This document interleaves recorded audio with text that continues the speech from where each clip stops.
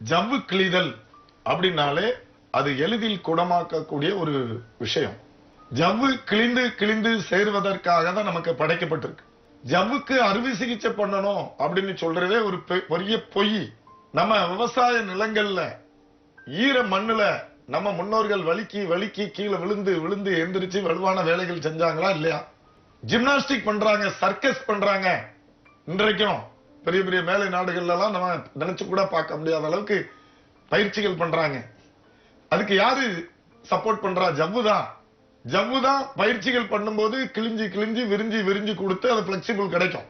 நமக்கு முழங்கால் மூட்டுல ஜவ்வு கிழிந்ததுன்னா குறைஞ்சது ஒரு 20 நாட்கள் நீங்க ரெஸ்ட் எடுக்கணும். நீங்க ரெஸ்ட் எடுத்திருக்க மாட்டீங்க.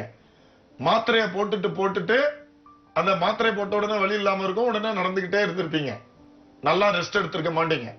அதனால அந்த ஜவ்வு சேராம செதஞ்சு போயிருக்கும்.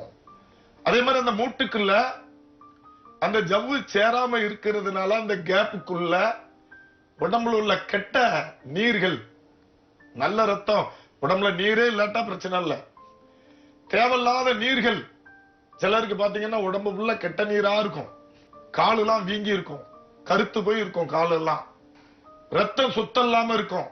அப்ப ரத்தம் சுத்தம்னா அந்த மூட்டுக்குள்ள போய் தேவையில்லாத நீர்க்கட்டுகள் உருவாயிரும் அந்த ஜவ்வு சேராம இருந்துச்சுன்னா. இதனாலதான் நீண்ட நாட்கள் வலி இருந்துகிட்டே இருக்கும். ஜவ்வு கிழிஞ்சா சும்மா விட்டாலே சரியாயிரும். யாருக்கு? உடல் ஆரோக்கியமா இருக்கிறவங்களுக்கு. அந்த ஜவ்வு கிழிந்து வீக்கா இருந்துச்சுன்னா அது உள்ள நீர் கோர்த்துக்கிட்டுன்னா அது வாதமா மாறிடும்.